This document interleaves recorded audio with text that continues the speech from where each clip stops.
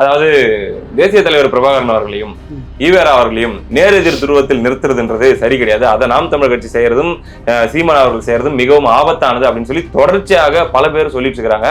பெரியார் எதிர்முனைன்னு இவர் பண்ணது முழுக்க திராவிடர்கள். அவங்களுக்கு ஒரு கட்டத்துக்கு மேல தோல்வி வருதுன்னொன்னே டக்குன்னு இருக்குது. அந்த பெரியார்ன்ற அந்த மந்திரக்கோள் எல்லாத்துக்கும் பார்த்து ஜூம் பூமா காட்டலாம். அதை பெரியாரையும் படிச்சிருக்கிறோம், என்ன செய்தார் என்பதையெல்லாம் படித்திருக்கிறோம்.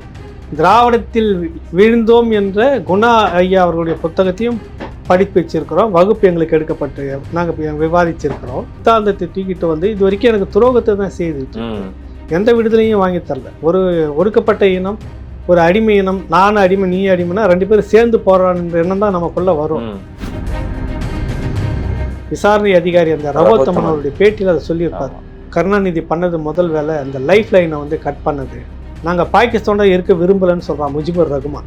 அப்போ சித்தார்த்தர் ரே பக்கத்தில் இருக்கக்கூடிய நாங்கள் ஒரே மொழிக்காரர்கள் சொல்லிட்டு சவால் விட்டுட்டு அதே நேரத்தில் சொல்கிறாரு, நீங்கள் நாட்டினுடைய பிரதமர், நான் முதலமைச்சர், தலை இருக்க வாள் ஆடக்கூடாது, உங்களை நான் மதிக்கிறேன், நீங்கள் செய்யணும், என்னுடைய மொழி பேசக்கூடிய மக்கள் அப்படின்னு சொல்லிட்டு இந்த அழுத்தம் கொடுத்து 24 மணி நேரம் என்னுடைய போலீஸ் படையை அனுப்பணும். அது வேற நாடுங்க, இது வேற மாநிலங்க. அந்த இடத்துல இருக்கிற முதலமைச்சர் சித்தார்த்தரே சொன்னான், தம்பி இங்க கருணாநிதி இருந்தார்.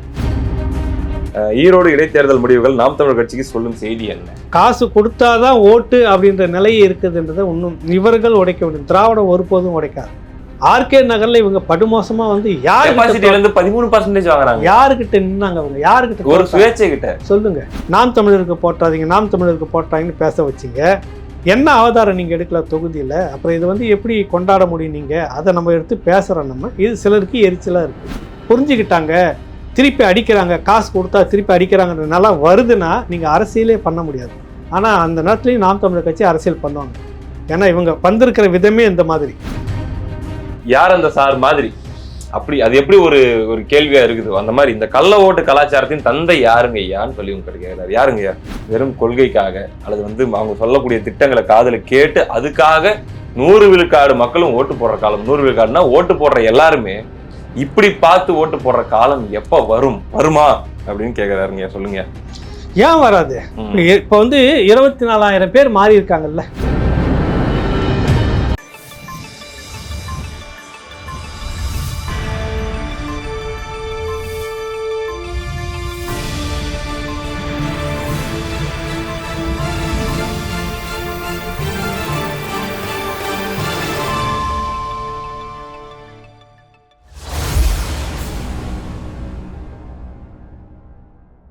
ராவணா பார்வையாளர்கள், நலம் விரும்பிகள், நண்பர்கள் அனைவருக்கும் வணக்கம். இந்த வாரம் உரையாடி உறவாடு நிகழ்ச்சியில நம்முடைய ஐயா ஏகலைவன் அவர்கள் நம்மளோட இணைஞ்சிருக்காங்க. பல சம்பவங்கள் இந்த ஒரு வாரத்தில் நடந்திருக்குது. நிறைய கேள்விகள் நீங்களும் கேட்டிருக்கிறீங்க. ஐயா வரவேற்றுவோம். ஐயா வணக்கம். வணக்கம். வணக்கம் தம்பி, எப்படி இருக்கீங்க? நல்லா இருக்கேன். எப்படி இருக்கு நாடு நடப்பலாம்? நல்லா இருந்துச்சுங்க. லைவ் எல்லாம் பார்த்துருப்பீங்க முந்தா நேரத்து உட்காந்து. அதை பத்தி நம்ம நிறைய பேசுவோம். நிறைய கேள்விகளும் வந்திருக்குங்க. அதுக்கு முன்னாடி எனக்கு ஒரு கேள்வி இருக்குது. அதாவது தேசிய தலைவர் பிரபாகரன் அவர்களையும் ஈவேரா அவர்களையும் நேரெதிர் துருவத்தில் நிறுத்துறதுன்றது சரி கிடையாது. அதை நாம் தமிழர் கட்சி செய்யறதும் சீமான் அவர்கள் செய்யறதும் மிகவும் ஆபத்தானது அப்படின்னு சொல்லி தொடர்ச்சியாக பல பேர் சொல்லிட்டு இருக்கிறாங்க. பல முக்கிய அரசியல் தலைவர்கள் சொல்றாங்க. இப்ப நாடு கடந்த தமிழ் அரசாங்கம் அப்படின்றதுல இருந்து ஒரு அறிக்கை வந்துச்சு. அது உண்மையா பொய்யான்னு தெரியல, நீங்க சொல்லுங்க. அதே போல ஃபாதர் ஜெகத் கஸ்பர் அவர் கூட ஒரு பேட்டியில ஒரு வீடியோ கொடுத்து அவர் என்ன சொல்லியிருக்காருன்னா, சீமான் அவர்களுக்கு சவால்லாம் கூட விட்டுருக்காரு. எப்படி பாக்குறீங்க இதை பத்தி? உங்களுக்கு கருத்து எங்களுக்கு வேணுமே. விவாதத்தில் தோற்பவன் அவதூறை கையில் எடுப்பான். தோற்று போன மனிதர்கள் தான் அப்படியெல்லாம் பேசுவாங்க. என்னை பற்றி கூட ஒரு மூத்த தலைவர், உங்களுக்கு வேணரசுன்னு நினைக்கிறேன், ஏகலைவனுக்கு ஒரு பஞ்சாயத்து நடந்தது. குமுதத்தில் நான் தான் தீர்த்து வச்சேன்.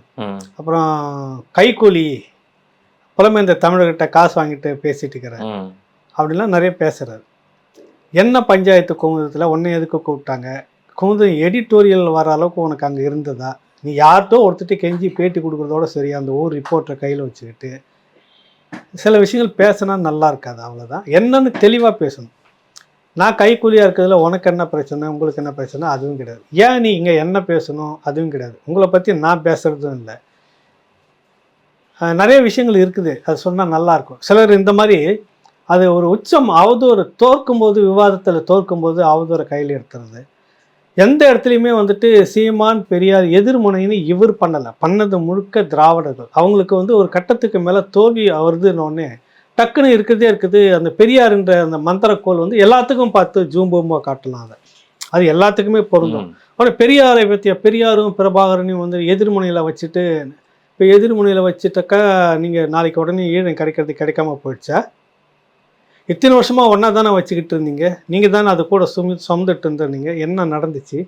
கடைசியாக என்ன படுகொலையில் வேடிக்கை பார்க்குற அளவுக்கு கொண்டு வந்து நிறுத்தினீங்க. ஒரு லாபி பண்ணல, ஒரு மக்களை திரட்டி போராட்டம் பண்ணுறதுக்கு கூடவே இருந்து உண்ணாவிரதம் பண்ண துரோக கும்பல் என்ன நடந்ததுன்னு அவர் நாடு கடந்த தமிழ் அரசாங்கத்தினுடைய தலைவர் அவர் வந்து ஏன் அதை விட்டார் அப்படின்னு அவருடைய மனசாட்சிக்கு தான் தெரியணும். உண்மையிலே எனக்கு தெரிஞ்சு நான் பேசின சில மூத்த தலைவர்கள்கிட்ட நான் பேசின என் அனுபவத்தில் வந்துட்டு அவங்க சொல்கிற வார்த்தை என்ன தெரியுமா உங்களுக்கு? பெரியாரையும் படித்திருக்கிறோம், நல்லா கவனிச்சுக்குங்க. திராவிடத்தால் ஏன் விழுந்தோம் என்கிற குணா ஐயா புத்தகத்தையும் படிச்சிருக்கிறோம். புரியுதுங்க. புரியுதுல? பெரியாரையும் படிச்சிருக்கிறோம், என்ன செய்தார் என்பதையெல்லாம் படித்திருக்கிறோம். திராவிடத்தில் விழுந்தோம் என்ற குணா ஐயா அவர்களுடைய புத்தகத்தையும் படிப்பு வச்சிருக்கிறோம். வகுப்பு எங்களுக்கு எடுக்கப்பட்டு நாங்கள் விவாதிச்சிருக்கிறோம். ஈழத்து அடிகளார் வந்து பெரியாரை சந்திச்சுட்டு வெளியில் வரும்போது அவர் கொடுத்த பாலை, வீட்டில் கொடுத்த பாலை வந்து கையை விட்டு வாந்தி எடுத்துட்டு வந்த வரலாறும் அந்த பின்னணியும் நாங்கள் படிச்சிருக்கிறோம். எப்படிங்க கையை விட்டு பெரியாரை வந்து சந்திக்கிறாரு, ஒரு விஷயத்த பேசுறாரு தமிழ் இனம் சம்பந்தமா. அப்போ அது முரண்பட்ட பாது. அதுக்கு முன்னாடி பால் குடிச்சிட்டாரு, அந்த பாலை வந்து கையை விட்டு வாந்தி எடுத்துட்டு வந்தார். இப்படிப்பட்டவனுடைய ஒரு இதில் நான் வந்து பாலை குடிச்சேனே அப்படின்னு. அப்புறம் இந்தி எதிர்ப்பு போருக்கு தூண்டுகோலாக இருந்த ஈழத்து அடிகள் அவர்கள் முன்னெடுத்த அந்த விடயம் பின்னாடி காட்டு தீயாக படிச்சிருந்த வரலாறையும் நாங்கள் படிச்சிருக்கிறோம். எல்லாம் தெரிந்திருக்கிற நாங்கள் வந்து தமிழ்நாட்டு அரசியலுக்குள்ளே இவரா அவரான்ற இதுக்குள்ளே நாங்கள் இது வரைக்கும் வந்ததில்லை, பேசுனதும் இல்லை. அதுதான் சீமான் அவர்களுக்கும் கற்பிக்கப்பட்டது. சீமான் தொடக்கத்திலிருந்து என்ன பேசுகிறாரோ, திராவிடத்தின் மீது விமர்சனம் வைக்கிறாரோ அதை தான் இந்த நிமிடம் வரைக்கும் வச்சுக்கிட்டு இருக்கிறாரு. தொடக்கத்திலிருந்து எப்படி பெரியார் ஒரு கட்டத்துக்கு 2012க்கு பிறகு வந்து திருவள்ளுவரா பெரியாரா என்றபோது பெரியாரை வந்து விட்டுட்டு திருவள்ளுவரை எடுத்துக்கிட்டு தமிழ் தேசியம் ஒன்று தீவிரப்படும் போது தான் அதுவரை நாம் தமிழர் கட்சியிலே இந்த பெரியாரிஸ்டுகளும் விலகிறாங்க. அப்போ அதுக்கு பிறகு பெரியாரை வந்து விமர்சிக்க தான் அந்த விஷயம் வருது. நீங்களாக தான் கொண்டு வந்து தேசிய தலைவர்னு முன்னு நிறுத்துறீங்க. அவர் சொல்ல வர்றது ஒரு சித்தாந்த அடிப்படையில். நீங்கள் பெரியார் என்ற அந்த தடியை தூக்கிக்கிட்டு வரும்போது சித்தாந்தத்தை தூக்கிட்டு வந்து இது வரைக்கும் எனக்கு துரோகத்தை தான் செய்துட்டு எந்த விடுதலையும் வாங்கி தரல. ஒரு ஒடுக்கப்பட்ட இனம், ஒரு அடிமை இனம், நானும் அடிமை நீ அடிமைனா 2 பேரும் சேர்ந்து போறான்ற எண்ணம் தான் நமக்குள்ள வரும்.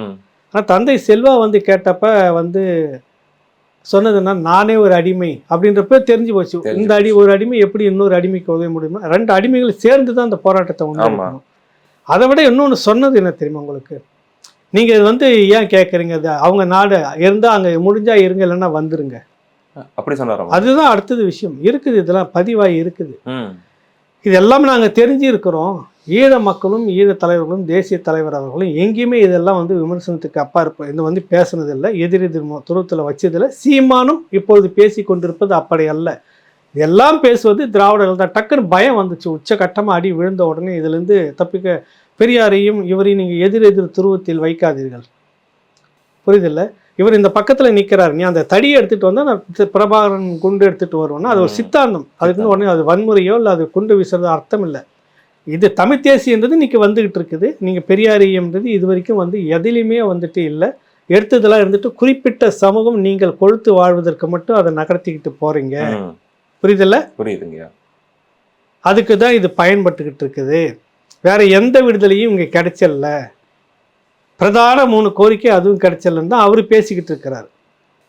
இதில் எங்கே கொண்டு வந்து எதிரும் வச்சது? அந்த மண்ணில் பொறுத்த வரைக்கும் எம்ஜிஆர் அவர்களை கொண்டாடி இருக்கிறார்கள், அதோட சரி. வேறு யாருமே இல்லை. என்ன காரணன்றது எல்லாருக்குமே தெரியும்.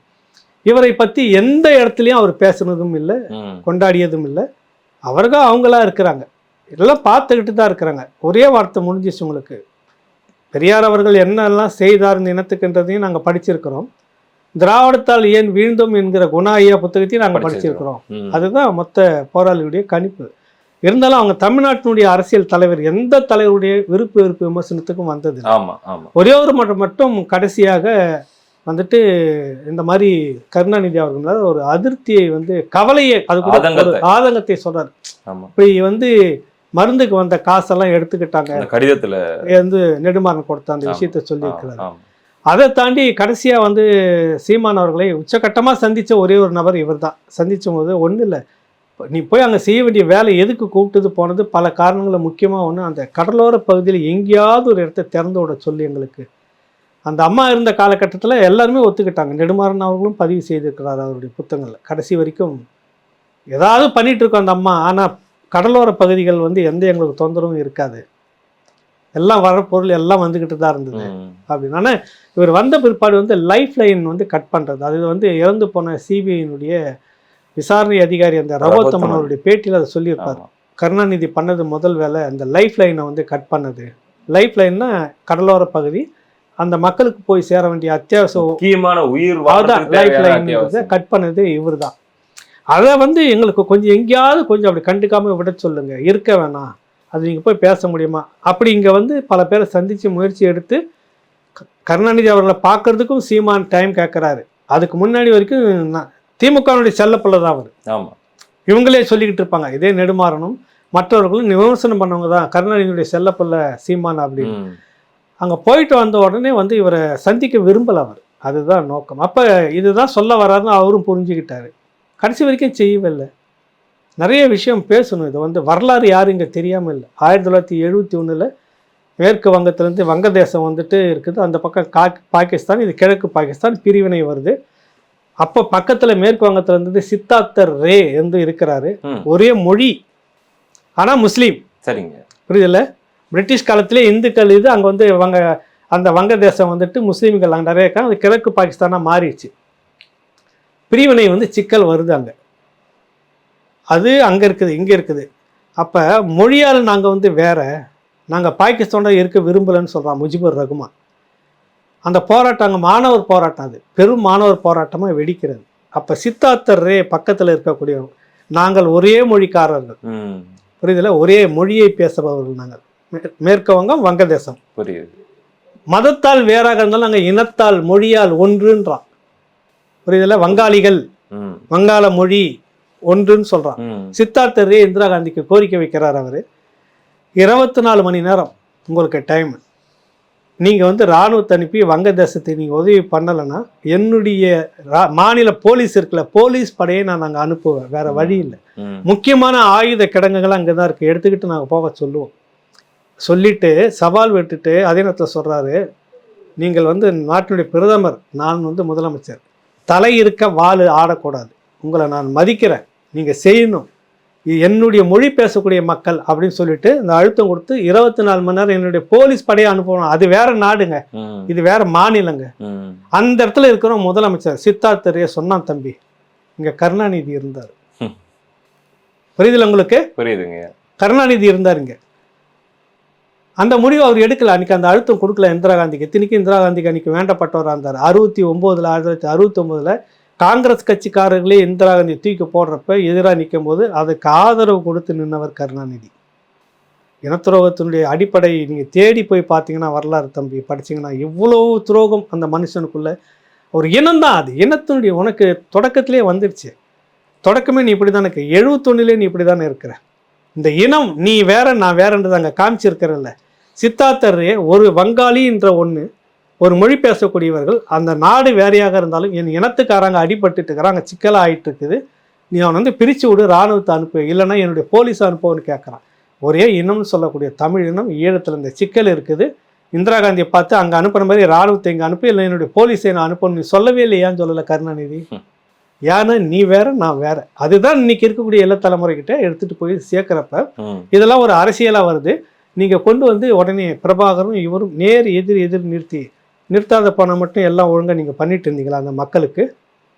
லைஃப் லைனை வெட்டி எல்லா உணவுக்கான இது கூட நீங்கள் வெட்டி கெடுத்த ஆட்கள் இல்லை நீங்கள், அந்த கூட்டம் இல்லை, நீங்கள் திராவிட கூட்டம். நீ பேசுகிறீங்க உதவி பண்ணியிருக்காங்க திராவிடத்தில் இருக்கிறவங்க இல்லைன்னு சொல்ல வரல. கடைசியாக என்ன நடந்தது?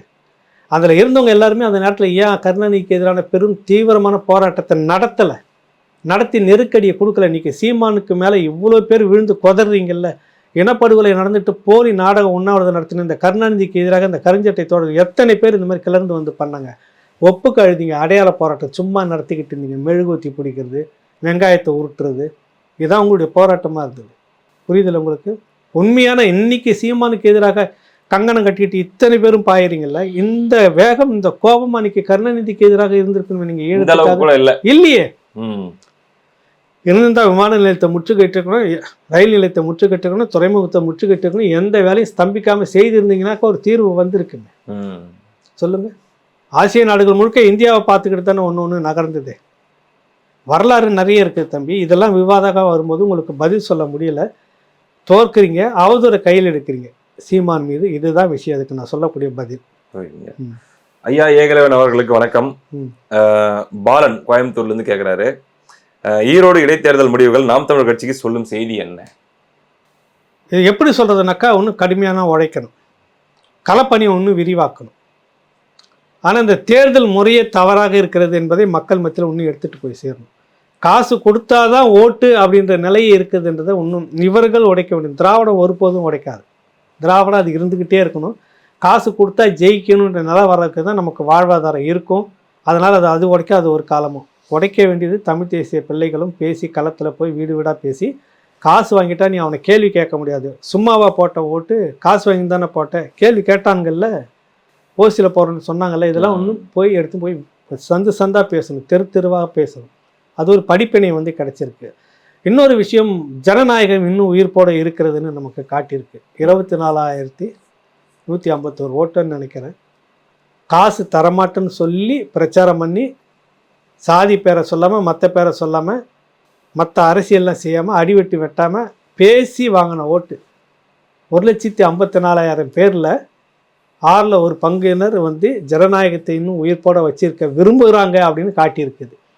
இது போக போக பெருகிக்கிட்டே இருக்கின்ற நம்பிக்கையை கொடுத்துருக்கு. நேற்று இந்த அளவுக்கு இல்லை, 6% இருந்தது, இன்னைக்கு 16க்கு நிற்கிது. நாளைக்கு இன்னும் அதிகமாக போகும். அந்த ஒரு நம்பிக்கையை இந்த களம் கொடுத்துருக்கு. இதுதான் எடுத்துக்கிட்ட விஷயம். ஒரு கடுமையான கேள்விதான் இதே ஈரோடு கிழக்கு பத்தி தான். இருந்தாலும் நான் கேட்டுறேன், ஏன்னா நம்ம தமிழ் தேசிய ஆதரவாளர் தான் கேட்கிறாரு. அவர் பேருங்க முகுந்தன். இந்த இடைத்தேர்தலில் வாக்கு சதவீதத்தை எண்ணி அகமகிழ்வது அபத்தம் இல்லையா? அப்படி பார்த்தால் திமுகவுடைய வாக்கு விழுக்காடு 75% என்று ஆகிவிடாதா?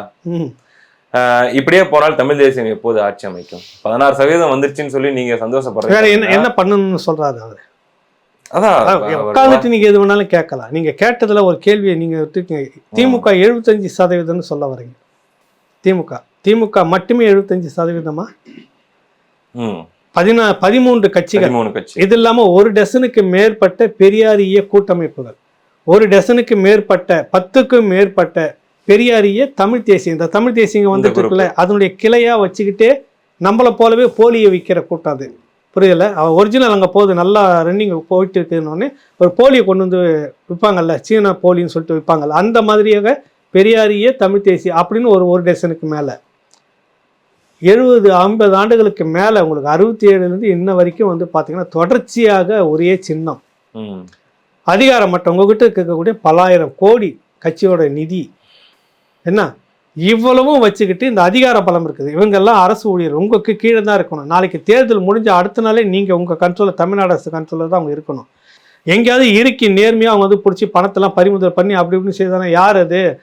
சரி பிரியகுமாரா பார்த்துக்கலாம். என்ன பிரியகுமார் அப்படின்னா தேர்தல் முடிஞ்ச அடுத்த நாளே உனக்கு கன்னியாகுமரியில் டிரான்ஸ்ஃபர், டம்மியாக ஒரு போஸ்ட்.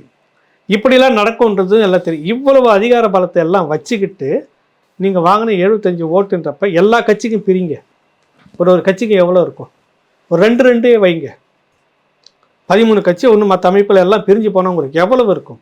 சராசரியாக 20-25க்குள்ளே தான் இருப்பீங்க. நாம் தமிழர் இது எதையும் செய்யாமல் ஒத்தைக்கு ஒத்த நின்று 16 வாங்கியிருக்கும் போது ஆக மகிழ்வதா வேணாமா? சொல்லுங்க. 75 நீங்கள் உட்காந்து எல்லாத்தையும் பிரிங்க தம்பி.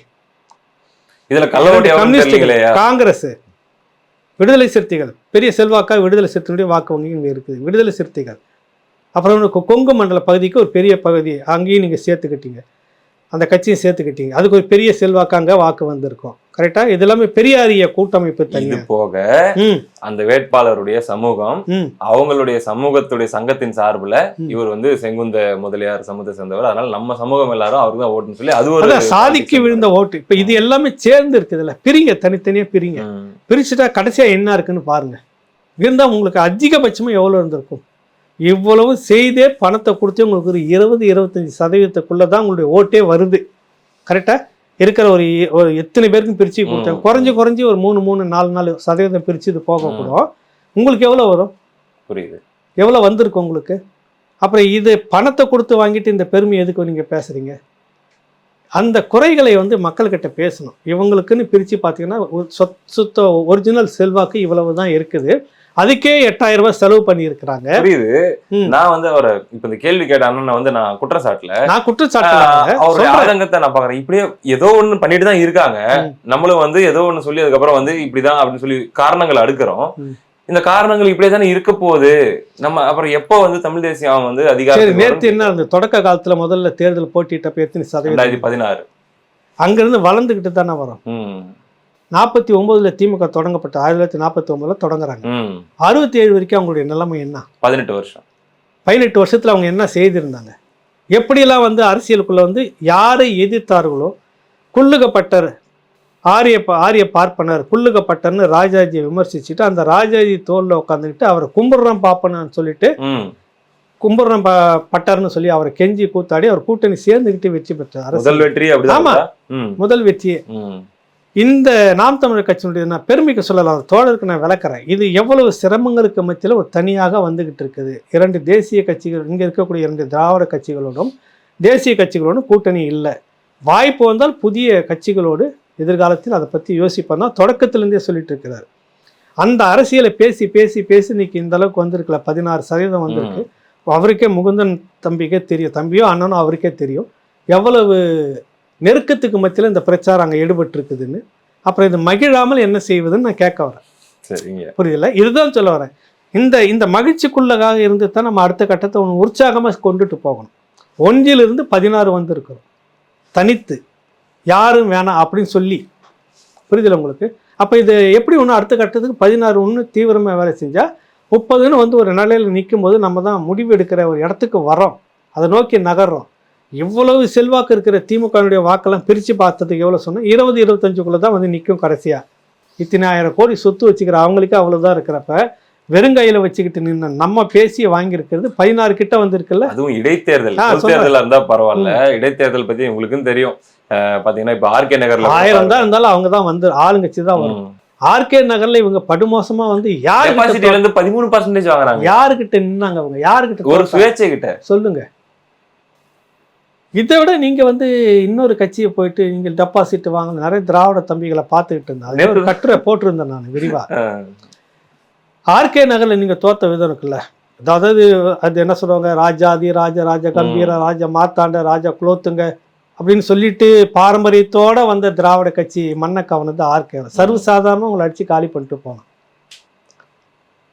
வெற்றி தோல்வி வந்து நிரந்தரம் இல்லை அப்படின்னு நீங்க ஒரு வசனம்லாம் இன்னைக்கு பேசுனீங்க. ஸ்டாலின் அவர்கள் அந்த தேர்தல் முடிவுக்கு அப்புறம் வந்து அவங்களுடைய கூட்டத்துல புலம்புனாராம், ஏன்யா பூத்துக்கு 30 பேர் இருந்தீங்க, ஆனா பூத்துக்கு 10 ஓட்டு தான் நமக்கு வந்துருக்குது, மீதி நம்மளே 20 பேர் யாருக்கே ஓட்டு போட்டு சொல்லி புலம்புனாராம். புரியல? அங்க வந்து டோக்கன் ஃபார்முலா எடுத்து போட்டு அடிச்சு காலி பண்ணாரு. நீங்க போய் வீடு கெஞ்சினீங்க, எதிர்கட்சிக்காரனை பார்த்து கெஞ்சினீங்க. அதிமுக போயிட்டு நம்ம 2 பேரும் திராவிட கட்சி, நமக்குள்ள ஒண்ணுக்குள்ள ஒண்ணு, இன்னொரு கட்சி அவனை விட்டுட்டா வளர்ந்துருவான், இப்படி பிரச்சாரம் பண்ணீங்க. அந்த கட்சி சரி கட்டுனீங்க. விஜய் கட்சிக்கு உங்க விஜய் மாதிரியே நீங்க ஒரு டீமை ரெடி பண்ணி துண்டெல்லாம் போட்டு கொடியெல்லாம் முடிச்சுக்கிட்டு வீடு வீடா போயிட்டு நாம் தமிழருக்கு போட்டாதீங்க, நாம் தமிழருக்கு போட்டாங்கன்னு பேச வச்சிங்க. என்ன அவதாரம் நீங்க எடுக்கல தொகுதியில? அப்புறம் இது வந்து எப்படி கொண்டாட முடியும்? நீங்க அதை நம்ம எடுத்து பேசுறோம். நம்ம இது சிலருக்கு எரிச்சலா இருக்கு. கட்டாயமா. அதோடைய தொடர் கேள்வியாவே இன்னொரு அண்ணனுடைய கேள்வி என்ன கேட்டிருந்தேன். ராபின் ஐயா வணக்கம். காசும் கொடுக்காம 13 கட்சி கூட்டணியும் இல்லாம கள்ள ஓட்டும் போடாம, என்னங்க 3 ஃபில்டர் போட்டாரு. சரி, திமுக தனித்து சீமான் போல் நின்றிருந்தால் நேர்மையாக ஈரோடு கிழக்கு நிலவரம் எப்படி இருந்திருக்கும்? எத்தனை % ஓட்டு வாங்கியிருப்பாங்க? எப்படி சொல்லணும்? எல்லா கேட்டையுமே போட்டாரு. அதை மிகைப்படுத்தி சொல்றதுக்கு இல்ல, சத்தியமா அந்த தேர்தலாவே இருந்திருக்க. ஏன்னா நீ வந்து சும்மா இல்ல சம்பாரிச்சுட்டு உட்காந்துரு, எனக்கு காசு கொடுத்தாதான் வருவேன் அப்படின்னு சொல்லிட்டு அந்த ஒரு உள்ள இருக்கிற நிர்வாகியும் உட்காந்துட்டு இருக்காரு. நிலைமை தான் திமுக இன்னைக்கு. உதயநிதி மாநாட்டுக்கே பணத்தை செலவு பண்ணி தான் கூட்டத்தை கூட்டும் போது அப்பவும் சீட்டு ஆடிட்டு இருக்கிறாங்க. வெறிச்சோடி போய் இருக்குது. கரெக்டா? நேற்று ஒரு வீடியோ அதோட இல்ல இந்த மாதிரிதான் உங்களுக்கு. ஏன்னா நீங்க யாரும் தெரிஞ்சு போச்சு மக்களுக்கு, நீ சம்பாரிச்சுக்கிட்டு இருக்கிற எங்க பேரை சொல்லி. அதனால என்ன கூட்டத்துக்கு கூப்பிடுறப்ப எனக்கு முதல்ல கை மேல காசு நான் வரேன்னு சொல்லியிருப்பாங்க. நீ கூட்டணி இல்லாம காசு கொடுக்காம வந்துருவாங்க. கள்ள ஓட்டு போடாம முக்கியமான ரூல்ஸ் எல்லாம் போடுறாங்க. சொல்றாங்க கள்ள ஓட்டு போடாம. ஆனா எல்லா கட்சியும் போட்டியிடணும், யாரும் போடாம இருக்கக்கூடாது. எல்லா கட்சியும் போட்டியிடணும். போட்டியிடுறப்ப நீங்க மட்டும் தனியா நிக்கணும், காசு கொடுக்க கூடாது. அவன் கட்சிக்காரனே பிரச்சாரத்துக்கு வரமாட்டான். நீங்க யாரு? நான் ஈரோட்டில் சுத்தி பார்த்தேன், பல இடத்துலையும் பார்த்துட்டு இருக்கிறேன். இன்னும் அந்த உழைக்கும் மக்கள் தான் கூட வந்து போயிட்டு இருக்கிறாங்க. ஏன்னா அவங்களுக்கு தான் கட்சி உணர்வு இருக்குதான். நடுத்தர மக்களுக்கும் மேலே இருக்கிறவங்க குடும்பத்தினுடைய பெண்களும் ஆண்களும் போய் இது வரைக்கும் ஒன்றா வந்து கூட்டத்தில் நின்றுதே இல்லை. இந்த அமைச்சர்களுடைய மனைவிமார்கள் எங்கன்னா பார்த்தீங்களா ஓட்டு கேட்டு சுற்றுறத பார்த்துருக்கீங்களா? கொளத்தூர் தொகுதியில் ஸ்டாலின் அவர்களுக்காக அந்த துர்கா அம்மையார் அந்த எலெக்ஷன் நேரத்தில் மட்டும் ஆனால் வருவாங்க, சுற்றி ஓட்டு கேட்பாங்க. எங்கள் பக்கத்தில் பார்த்தா நடந்தே போயிருக்காங்க. நானும் ஆச்சரியப்பட்டிருக்கேன். நடந்தே போகிறது அவ்வளோ பெரிய இல்லை இல்லை ஆமாம். அவங்க இந்த ஏஜில் வந்து நடந்து தொடர்ச்சா பல பகுதிகளுக்கு நடந்து போய் கேட்கறது ரொம்ப கஷ்டம் தம்பி. அது அப்படிங்களா? செய்தாங்க அதை. ஆனால் மற்ற அமைச்சர்கள் யாருன்னா அதை செய்திருக்கீங்களா நீங்கள்? ஏன் உங்களுடைய குடும்பம்லாம் வரமாட்டேங்குது தேர்தல் காலத்துக்கு? இன்னும் அந்த உழைக்கும் மக்கள் அவங்க மட்டும் திருந்திட்டாங்க, புரிஞ்சுக்கிட்டாங்க, திருப்பி அடிக்கிறாங்க, காசு கொடுத்தா திருப்பி அடிக்கிறாங்கன்றதுனால வருதுன்னா நீங்கள் அரசியலே பண்ண முடியாது. ஆனால் அந்த நேரத்துலையும் நாம் தமிழர் கட்சி அரசியல் பண்ணுவாங்க. ஏன்னா இவங்க வந்திருக்கிற விதமே இந்த மாதிரி, நீங்கள் உருவாக்கி வச்சுட்டு இருக்கிற விதம் அந்த மாதிரி. அதனால் ஈரோடு தேர்தல் கடை வந்து காத்து ஓடி இருக்கும். உங்க மண்ணை கவி இருப்பாங்க, தனிச்சு நின்று எல்லா கட்சிகளும் போட்டிடணும், இவர்களும் இருக்கணும். ஓட்டு வேலை செய்யறதுக்கு வரமாட்டாங்க காசு கொடுக்காம கட்சிக்காரங்க. செலவு பண்ணி தான் நீங்க பண்ணணும், ஒன்னொன்னுக்கும் பணத்தை கொடுத்து தான் நீங்க பண்ணிட்டு இருக்கணும். அதான் அவங்க நிலைமை. அது புரியுதுங்க. இந்த கேள்வி மட்டும் நான் படிச்சிடறேன், பதில் நீங்க சொல்லிட்டீங்க. அந்த கேள்விக்கு மரியாதை கொடுக்கணும், அதனால படிச்சிடறேன். பாபு சங்கர் அண்ணன், உங்களுடைய கேள்விக்கும் பதில் வந்துருச்சு. நீ எப்படி விளையாடின என்பது முக்கியமல்ல, எவ்வளவு கோல் போட்டா என்பதுதான் முக்கியம். நாம் தமிழர் கட்சி முதல் எம்எல்ஏ அல்லது எம்பியை எப்போது பார்க்கும்? வீரியம் மட்டும் போதாது, வியூகமும் முக்கியம். எப்போ நம்முடைய எண்ணிக்கை ஸ்டார்ட் ஆகும்னு கேட்டிருந்தாரு. அதுக்கான பதிலையும் நீங்க முன்கூட்டியே கொடுத்து. அதுக்கு இன்னொன்னு சொல்றேன். கிட்டத்தட்ட 65 நடந்த இந்திய எதிர்ப்பு போராட்டம் மாணவருடைய ஒரு கிளர்ச்சி இருக்குல்ல, ஒரு சிலர் சொல்றாங்க 400-500 பேருக்கு மேல குருவி சுடுற மாதிரி சுட்டுக்கிட்டே இருந்தான். இன்னைக்கு மாதிரி சமூக ஊடகங்கள் மற்றதெல்லாம் அன்னைக்கு இல்லை. எங்க என்ன நடக்குன்னு தெரியாது, எவ்வளவு மறைச்சுன்னு தெரியல. குறைந்தது 1000 பேர்கிட்ட இறந்துருக்கணும் அப்படின்றது தான் இறந்து போன நடராசன் அவர்கள் ஒரு முறை சந்திச்சு பேசும்போது சொன்னாரு. அந்த போராட்டத்துல திமுக தன்னை நுழைத்து கொண்டது. அதனால 67 வந்ததுல வெற்றி, அதுவும் கூட்டணி வச்சு. அப்படி ஒரு காலம் நாம் தமிழர் கட்சிக்கு கனியும். ஒரு மிக பெரும் உணர்வு பூர்வமான ஒரு எழுச்சி எதை வைத்தோ ஒன்று வரும். அது வரைக்கும் கிராஃப் இப்படிதான் போயிட்டு இருக்கும். அது வரைக்கும் கொஞ்சம் கொஞ்சமா வந்துகிட்டே மேல ஒரு நாள் வரும். ஒன்னும் திடீர்னு சொல்ல முடியாது. திராவிடம் அல்லாத மற்ற கட்சிகளுடைய கூட்டணிக்கு வாய்ப்பு இருக்கலாம் எதிர்காலத்துல, மொத்த கருத்து வரும்போது ஏதோ ஒரு அரசியல் மாறும். அது வரைக்கும் போயிட்டு தான் இருக்கணும். அவங்க காத்துக்கிட்டு இருந்தாங்கல்ல, அந்த பொறுமையை நம்ம கண்டிப்பா வளர்த்துக்கணும். கூட்டணி வச்சாதான் வாய்ப்பா இருக்கும். உடனே சொல்லலைனாக்கா அவருக்கு நம்ம பேச்சு அது வந்து இந்த ஆலோசனை அவர் எடுக்கிறது இல்லை, அப்படி போயிடுவாருன்றப்ப ஒரு கட்சியை தொடங்கியாச்சு எப்படி நடத்திட்டு போகணுன்றதை அவங்களும் பேசி விவாதம் பண்ணி தானே நடத்திட்டு போவாங்க. காலம் வருது, ஒரு காலம் வரும். ஒரு காலம் வரப்போ எல்லா இடத்துலையும் எல்லா நாட்டிலையும் அந்த மாதிரி நிறைய மாறி இருக்கு. மக்களுடைய எழுச்சி வந்து பல வரலாறுகளை வந்து புரட்டி போட்டிருக்கு.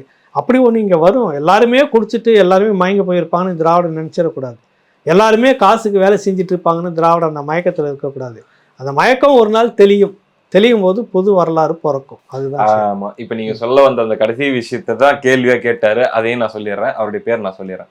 அதாவது என்னன்னா, ஐயா பணமே வாங்காம வெறும் கொள்கைக்காக அல்லது வந்து அவங்க சொல்லக்கூடிய திட்டங்களை காதுல கேட்டு அதுக்காக 100 விழுக்காடு மக்களும் ஓட்டு போடுற காலம். 100 விழுக்காடுனா ஓட்டு போடுற எல்லாருமே இப்படி பார்த்து ஓட்டு போடுற காலம் எப்ப வருமா அப்படின்னு கேக்குறாருங்க. சொல்லுங்க. ஏன் வராது? இப்ப வந்து 24,000 பேர் மாறி இருக்காங்கல்ல, ஏன் வராதுன்னு நீ முதல்ல யோசனை பண்ணி. பூஜ்ஜியமா இருந்தது 24,000, பூஜ்ஜியத்துல இருந்து 24,000 பேர் வந்திருக்கிறாங்கல்ல. சில இடத்துல காசு கொடுக்க போனப்போ காசு வேணா எடுத்துட்டு போய் சொன்ன வாக்குறுதி நிறைவேற்றியானவங்க திருப்பி பேசுனது அந்த தொகுதிக்குள்ள நடந்திருக்குது. பெருசா காசு கொடுக்க வந்துட்டேன், நீ எத்தனை முறை தான் காசு கொடுத்துனுப்ப, அசிங்கமா இல்லை, இந்த இடத்துல இப்படி எல்லாம் இருக்குது, சரி பண்ண பாரு அப்படின்னு சொல்லி திருப்பி அனுப்பிச்ச இடம்லாம் இருக்குது. புரியுதுல? மாறிக்கிட்டு இருக்கிறாங்க. உங்களுக்கு நேற்று 1ல இருந்து இன்னைக்கு 24 வந்திருக்கிறப்ப ஒரு தொகுதிக்கு 24,000 பேருனாக்கா தமிழ்நாடு முழுக்க இருக்கக்கூடிய மொத்த தொகுதியும் எடுத்துக்கிட்டு கணக்கு பண்ணி பாருங்க. சராசரியா ஒரு குறிப்பிட்ட ஒரு 36 40 50 லட்சம் 60 லட்சம் நாளைக்கு எல்லாம் மேல போயிட்டே இருக்கும்போது இது எவ்வளவு பெரிய மாற்றம். காசு கொடுக்காம ஒரு கொள்கைக்காக மாறுறாங்க அப்படின்ற ஒரு எண்ணம் வருது இல்ல. காசு வாங்காம இருக்கும்போது தான் நீ அவனை சட்டையை பிடிச்சி கேட்கற கேள்வி உனக்கு உரிமையை வரும். இப்போ வந்து என்ன ஆயிடுச்சு ஒண்ணு, நீ என்ன கேட்ட உடனே ஓசியில போட்டேன்னு கேட்டாங்க. உன்னை ஓசியில போறேன்னு இல்லை சொல்லிட்டான். நடந்தது இல்லைங்க, சொல்லிட்டாங்கல்ல, எல்லாம் நடந்துச்சு இல்லை. அந்த எண்ணம் நீ காசு கொடுக்காம இருக்கிறப்ப கம்பீரமா வழியை மறிச்சிட்டு உட்காரு, பேசு, இதை செய் அப்படின்னு சொல்ல முடியும். அடுத்தடுத்து இளைஞர்கள் வரும்போது இதை ஒரு பெரிய காசு அவங்க கொடுக்குற 300 ரூபாயை பசங்க வந்து ஒரு பெரிய விஷயமா பார்க்க மாட்டாங்கன்னு நான் நினைக்கிறேன். அடுத்தடுத்த தலைமுறை வரும், அடுத்த தலைமுறை வந்து மாறும் தம்பி, இதெல்லாம் வந்து மாறும். உங்களுக்கு கேள்வி வந்து நீங்க வந்து ஒன்றும் இல்லை, எங்களுக்கு சின்ன உங்களோட சின்ன வயசுல இருக்கும்போது டைஃபியில் இருந்துட்டு இருந்தேன். எங்க பகுதி வந்து பெரிய கிணறு. ஓகே. கிணத்தை சுற்றி அந்த சிமெண்ட் எல்லாம் பேர்ந்து போய், அது பழங்காலத்து கிணறு, தண்ணி வத்துறதே இல்லை, சேர்ந்து சுற்றி தண்ணி சேரும் வந்து உள்ளே போயிட்டு இருக்கு. சிமெண்ட் போடணும்னு ஒரு கோரிக்கை வைக்கிறோம். பஞ்சாயத்து தலைவரும் சகோதரர் தான், அண்ணன் தான், பங்காளி முறை எல்லாம் சேர்ந்து அவரை கொண்டுட்டு வரோம். ஜெயிச்சிட்ட உடனே அவர் வழக்கம் போல இந்த அரசியல் தான் பார்த்துக்கலான்ற மாதிரி.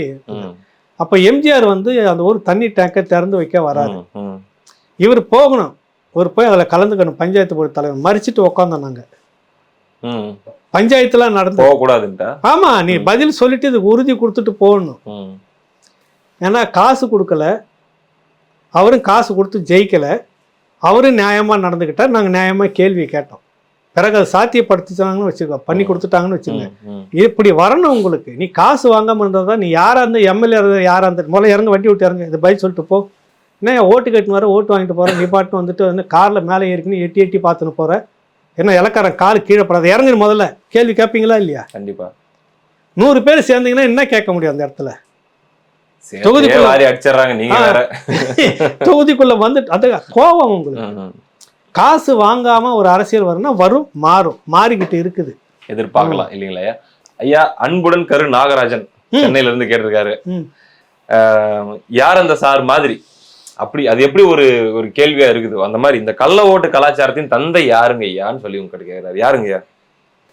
ஒன்றும் இல்லை, உண்மையிலே நேற்று ஒரு 11 மணிக்கு தொடங்கி இடையில சின்ன வேலை, அதுக்கு மத்தியில் நைட்டு 2 மணி வரைக்கும் ஒரு தேடலை வந்து நான் உள்ளே போயிட்டே இருந்தேன், தேடிக்கிட்டே இருந்தேன், பல விஷயங்கள்லாம் எடுத்து புரட்டிக்கிட்டு இருந்தேன். அது ஒரு பெரிய செய்தியாக வரும். ஒரு துணுக்கு மட்டும் சொல்கிறேன். 1973 அன்னைக்கு இருந்த ஒரு தலைமைச் செயலாளர் உச்சநீதிமன்றத்துக்கு ஒரு அஃபிடவிட் தாக்கல் பண்ணுறாரு. அதில் ஒரு பகுதி மட்டும் சொல்கிறேன். தெற்கே இருந்து கருணாநிதி அவர்கள் 1500 பேரை அழைச்சிக்கிட்டு வந்து கள்ள ஓட்டு போடுறதுக்கு, அடிதலில் ஈடுபடுறதுக்கு ஒரு வேலையை செய்துட்டு இருந்தாங்க அப்படின்னு ஒரு இதுவே வாக்குமூலமே கொடுக்குறாரு. பதிவு சார்பா புகார் வந்து சொல்றாரு. 50 வருஷத்துக்கு முன்னாடி. புரியுதுல உங்களுக்கு? நடந்திருக்குது. நான் அதை படிச்சுட்டு ஒன்று எனக்கு உடம்புலாம் சில்லிட்டு போச்சு. இது எங்கெல்லாம் நடந்திருக்குது பாருன்னு சொல்லிட்டு. இன்னும் அதை பற்றி ஒரு தனி வீடியோ போட போகிறேன். வேற விஷயம்லாம் நடந்திருக்குது. அன்னைக்கே சாதிக் பாஷாக்கள் இருந்திருக்கிறாங்க, கருணாநிதிக்கு தியாகம் பண்ண நடந்திருக்குது. இதெல்லாம் வருது. அது எதுக்கு சொல்ல வரேன்னா, அதுக்கு முன்னாடி காமராஜர் பீரியட்லையும் காசு கொடுத்ததா சொல்லுவாங்க. அது இங்க ஒன்று அங்க ஒன்றுமாக இருந்தது. காங்கிரஸ் கொடுத்தாங்க, முறைப்படுத்ததா காங்கிரஸ் பீரியட்ல காசு கொடுத்ததா சொல்லுவாங்க.